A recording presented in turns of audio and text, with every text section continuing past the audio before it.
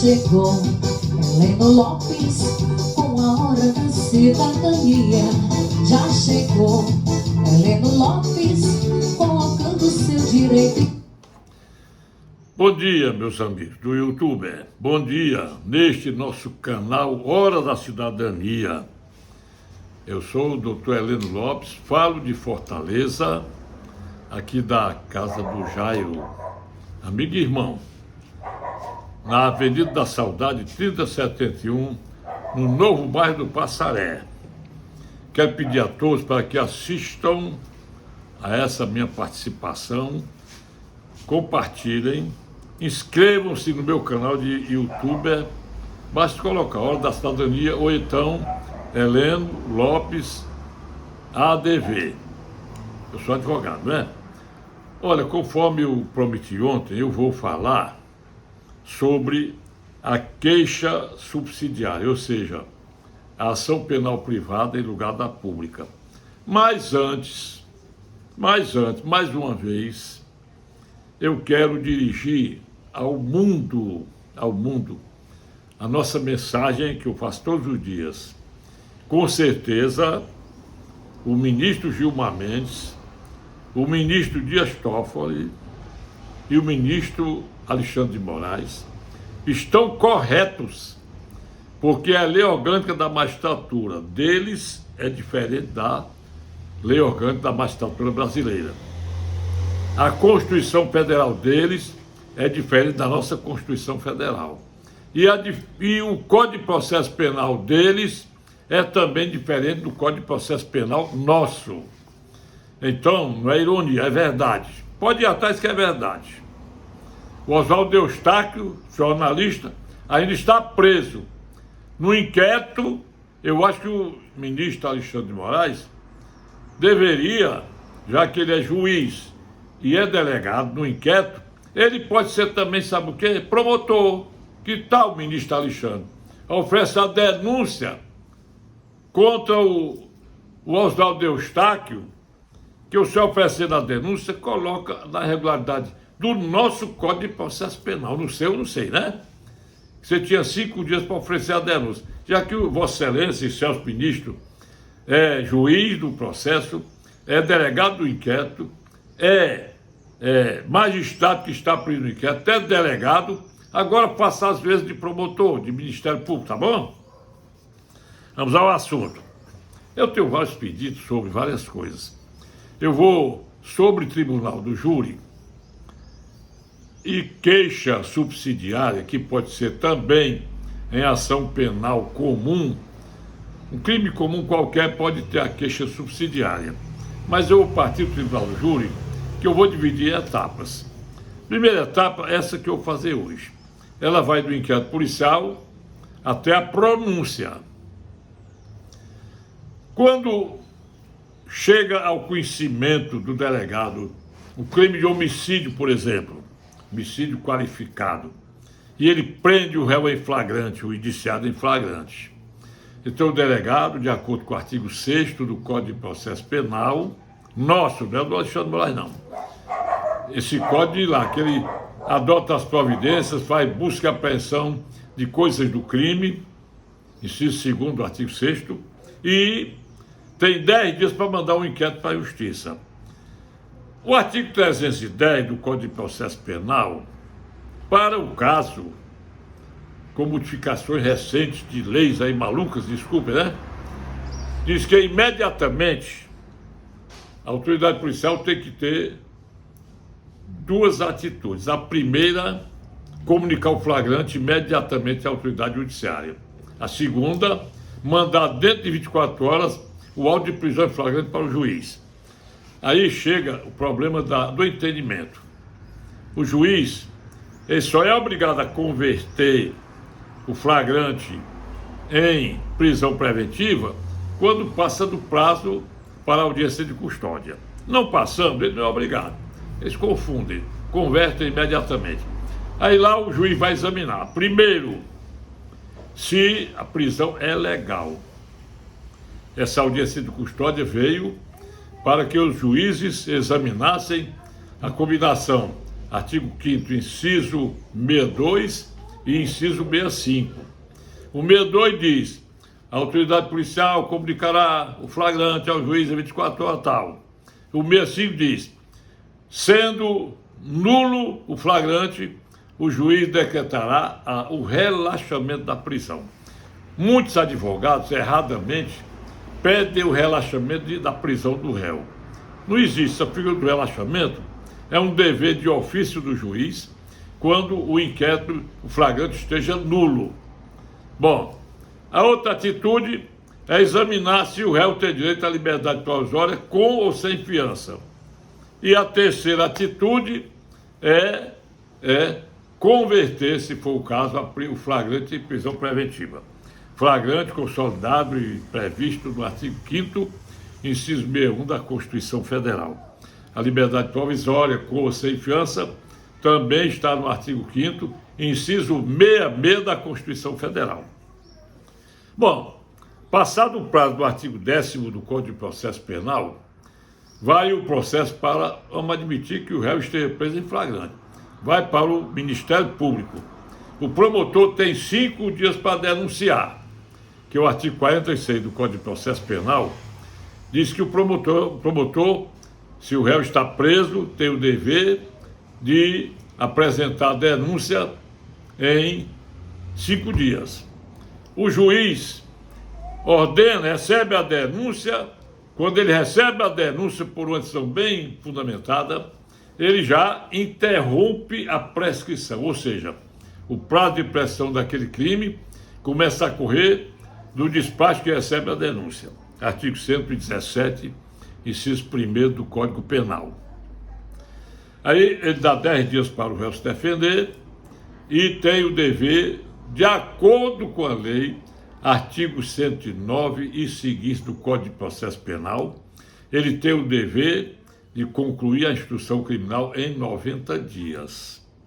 O que é outra utopia, não existe isso. Bom, mas admitindo-se que o promotor recebeu o inquérito, não ofereceu denúncia. Aí o cara é casado, morto é casado.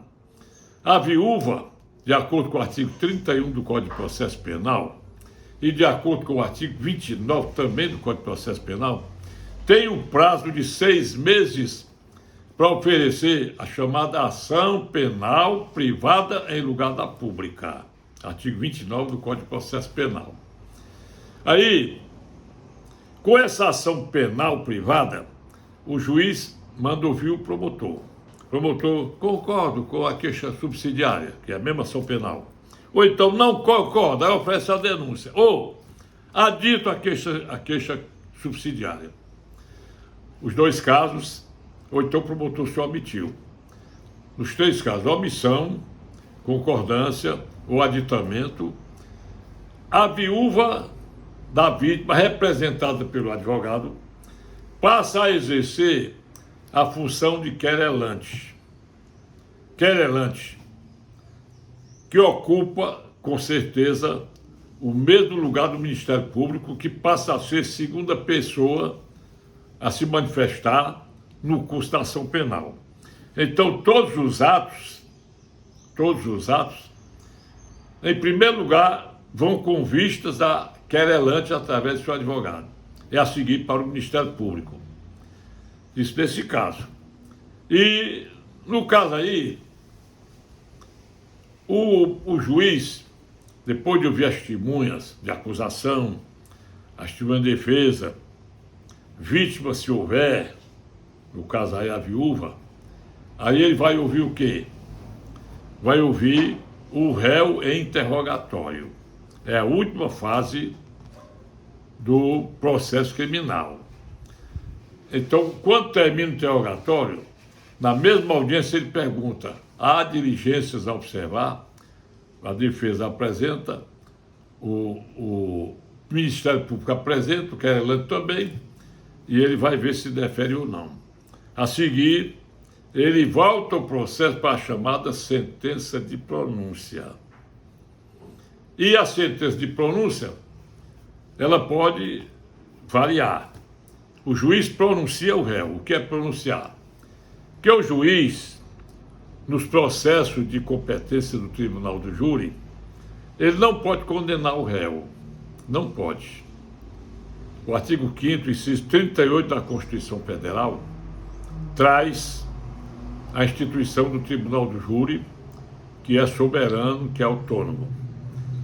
O artigo 74 do Código de Processo Penal dá a competência do tribunal júri para os crimes dolosos contra a vida e suas tentativas. Quais são esses crimes dolosos contra a vida? Artigo 121, parágrafo 1º, 2º e feminicídio. Artigo 122, que é a instigação ao suicídio. Artigo 123, que é o infanticídio. Artigos 124 a 127, as diversas modalidades do aborto, e com certeza nunca eu ouvi falar que um cara, uma cara, vamos dizer assim, que pratica o crime de aborto tenha ido ao tribunal do júri. Nunca ouvi falar que alguém que instigou o suicídio tenha sido julgado pelo tribunal do júri. Aí eu fico na grande besteira, né? Nem tampouco crime de infanticídio. Agora, quando eu comecei a advogar, a lei 1521 de 26 de dezembro de 1951, que era a lei de usura, mandava ir a júri de economia popular todo aquele cara que vendesse com peso a menos, vendesse por mais do preço, qualquer coisa que ferisse o direito do consumidor, era o tribunal do júri quem decidia. Júri composto por 5 mulheres. Eu fui várias vezes ao tribunal do júri de economia popular. Bom, quando o réu é pronunciado pelo juiz, então nós temos, vou dizer as pronúncias como são. O juiz da pronúncia, vou dizer qual é. Primeiro, ele pode pronunciar o réu, convencido de que o réu é autor do crime e que o crime tem materialidade provada. Ele pode ser rejeitada a denúncia se as provas noticiarem que não foi aquele réu que cometeu o crime, é a chamada impronúncia. Ou se o juiz se convence com muita força, muita tônica, muita certeza de que houve um ex-criminante de legítima defesa, artigo 25 do Código Penal, ele pode absolver liminarmente o réu. Quando ele pronuncia ou impronuncia, olha bem, cabe o quê? O juiz também pode se julgar incompetente. Não, eu verifico que aqui não é... Porque quando o artigo 74 do Código de Processo Penal diz que a competência é para os crimes dolosos contra a vida e suas tentativas, qualquer tentativa de homicídio também vai para a júri. Se ele se convence também que o tribunal de júri não é competente, que ficou provado que se trata de uma lesão corporal e não de um crime de tentativa de homicídio, ele se julga incompetente. Então, nos casos aí, nós temos vários tipos de recursos, aliás, 2 tipos. Quando é absolvição liminar, a pronúncia, aí cabe o quê? Apelação. Apelação.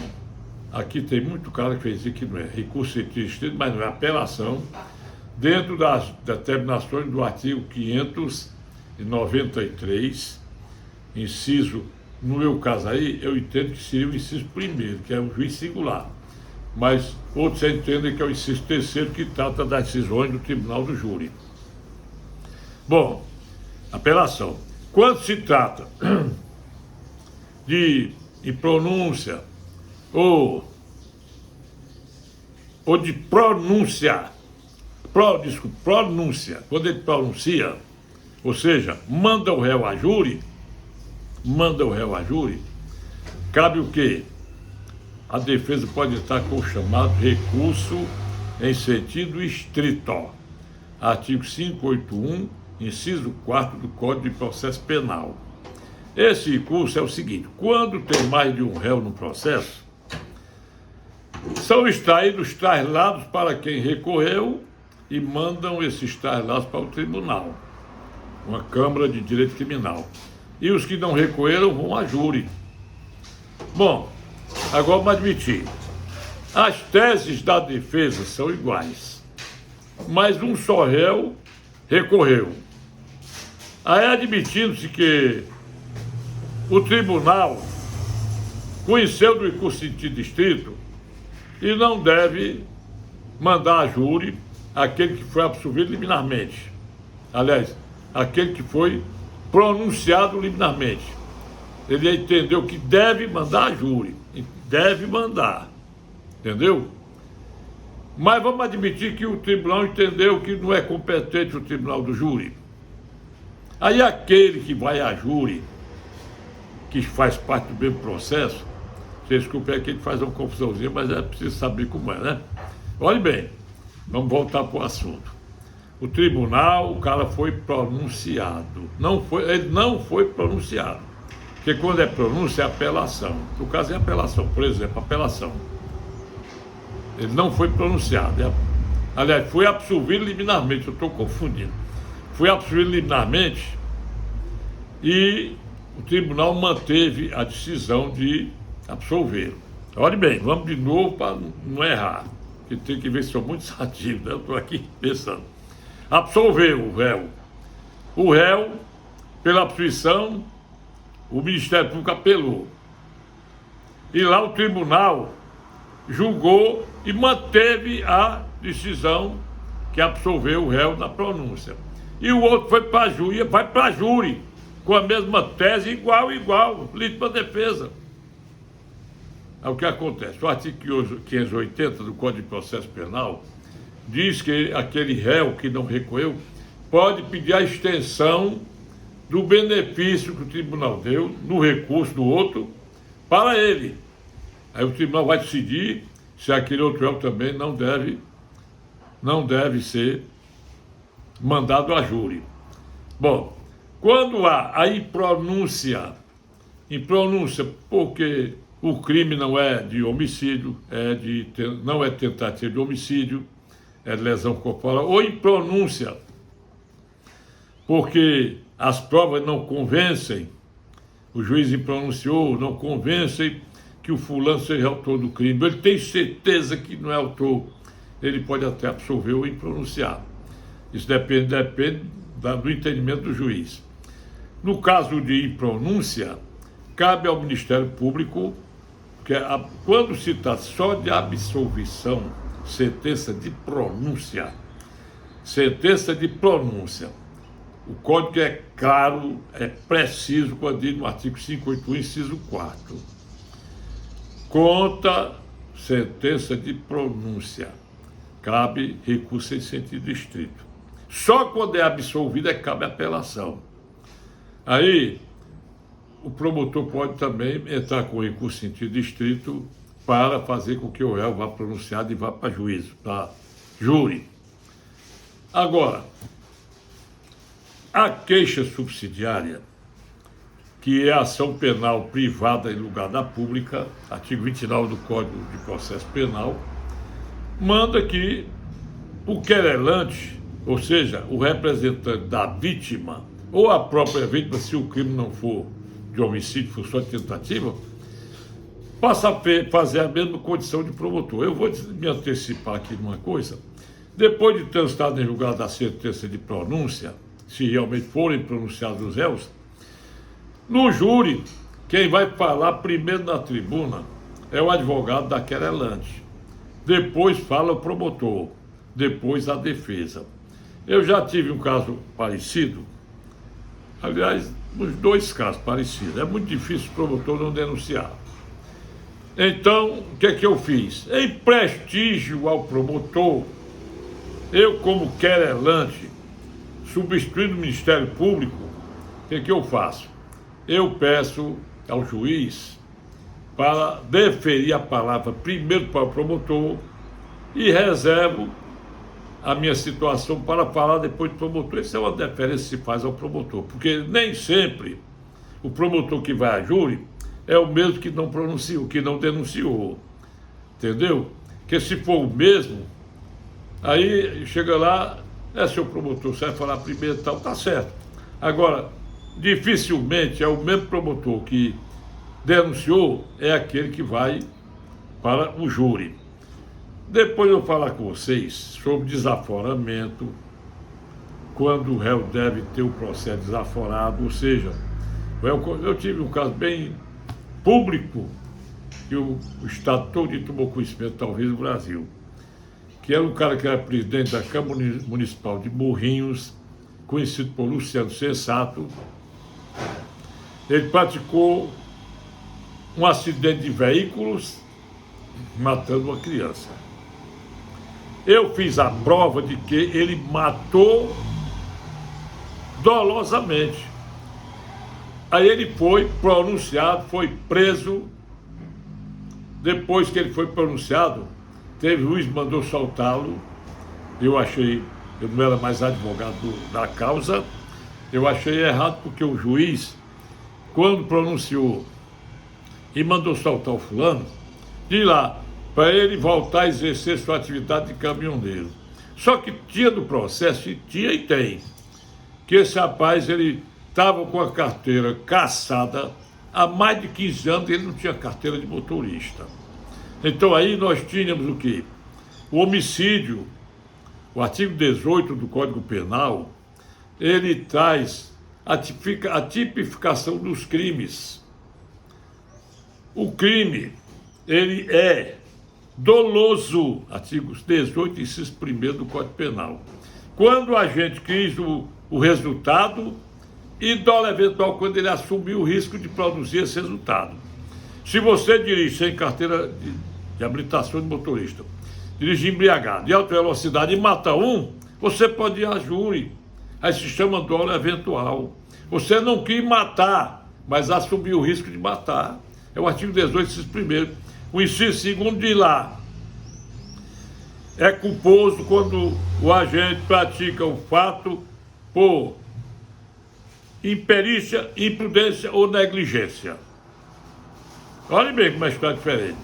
O parágrafo do artigo 18, ele diz: não se pune o crime praticado culposamente quando ele é tipificado só como doloso. Vou explicar essa situação do Código. Por exemplo, tinha um delegado de polícia que ele era meio mordido comigo, vou dizer por quê. Arrogante, o pessoal conhece ele, sabem todos quem é. Ele mandava fazer inquérito policial de qualquer batida de carro. Crime de danos, artigo 63 do Código Penal, parágrafo único, inciso 4 do Código Penal. Crime de dano.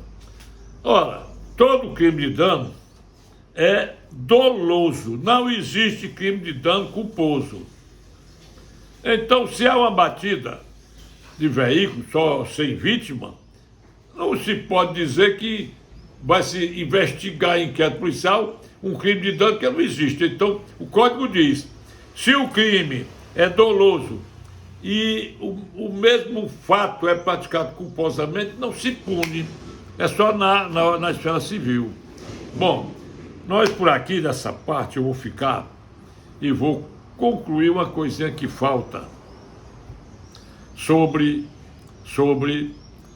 a nossa Constituição Federal, que não é a Constituição do ministro Gilmar Mendes, não é a Constituição Federal do Alexandre de Moraes, não é a Constituição do Toffoli, não é a Constituição Federal do Ricardo Lewandowski, nem é a Constituição Federal do Marco Aurélio de Mello. A nossa Constituição é diferente. Eles lá estão muito certinho, tá certo? Olha, foi o que me pediram. A mulher, ela disse que, esse negócio aqui, que quer entrar com a ação de despejo para uso próprio. Mas a casa alugada é no Pirambu. Eu digo: a senhora tem escritura de Estado? Tem não. Aliás, talvez 99% ou 100% das casas do bairro Nossa Senhora das Graças, elas não possuem registro imobiliário. Para pedir em ação de despejo para uso próprio de descendente ou ascendente ou do cônjuge, é preciso que o locador seja titular de domínio, tenha escritura registrada. Artigo 47, inciso 3º e parágrafo 2º da Lei do Inquilinato, Lei 82, 45, 18 e 10 de 91. Então, esse tipo de ação para uso próprio pode ser proposta em juiz auspicial se houver essas coisas todas observadas pelo locador. Já peguei aqui um juiz que eu tive pena, mas não tinha transitado julgado a sentença. O juiz decretou o despejo de um cara que tinha um restaurante, nem recibo de aluguel não tinha. O dono do restaurante era o inquilino. E o locador, nem contrato, não tinha nada, pediu o imóvel para a filha comerciar. Pensa aí, rapaz. Rapaz, é preciso ler. A lei do inquilinato, ela é clara. Inciso 3º do artigo 47. Pedir para os próprios ascendentes e descendentes. Parágrafo 2º. É preciso que o locador tenha título dominial e que ele queira para residir, não é para comerciar. Para um descendente que não tem imóvel para residir e fixar a residência. Então é preciso provar o quê? Primeiro, a escritura registrada. Segundo, que o rapaz lá é filho do locador. Terceiro, que o rapaz não tem nenhum imóvel para residir. Aí você pega lá 6 certidões no cartório dizendo que ele não tem onde residir. Mas ele decretou um despejo, doutor, só São Luís do Curu, né? Desculpem, né, pessoal? Quer dizer, preciso ter cuidado. É preciso ter cuidado. Existe a malícia. O advogado, ele é inviolável. Artigo 133 da Constituição Federal. Ele tem imunidade no exercício da sua profissão. Artigo 7º, parágrafo 2º do Estatuto da OAB. Eu me lembro, vou repetir, eu aproveitei que a porta estava aberta, eu entrei, o servidor disse, doutor, o juiz vai me repreender. Aí eu cheguei, doutor, eu queria que você não repreendesse o fulano, que eu entrei, tá doidinho, maluco, porque ele deixou eu entrar, a porta estava aberta, eu entrei. Aliás, não pode nem fechar uma porta da secretaria, pode ficar só no trinco. Porque o artigo 7º, inciso 6º, a linha B do Estatuto da OAB, que é uma lei federal, lei 8906/94, diz lá, o advogado tem o direito de entrar em qualquer gabinete de ministro, de delegado, de juiz, repartição pública, sem pedir licença, permanecendo de pé ou sentado, entendeu? E saindo também a seu critério, sem pedir licença. Aí, não, o processo é segredo de justiça, não tem isso não, com o advogado que entra, não quer saber de processo de ninguém, nem vai olhar processo de ninguém, que o computador está lá.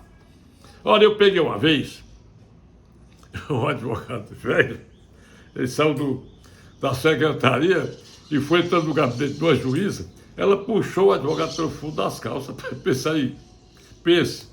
Bom dia para vocês todos, encerrar com essa. Bom dia, eu estarei de volta amanhã, direto do meu escritório, entendeu?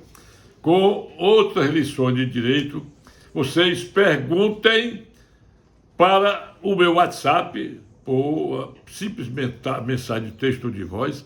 Também uma musiquinha para o meu programa Morrendo de Saudade, na Rádio Assunção, todos os sábados de 2 às 5 da madrugada. Hoje está na assistência aqui o Matheus. Olhe bem, eu quero que você dê o seu like, o seu dislike, assista meus vídeos até o fim e façam o seu comentário. Se inscrevam no meu canal, que eu fico muito feliz. O YouTube gosta disso. Eu vou agora para o Facebook. Meu WhatsApp é 85-999453883. Obrigado.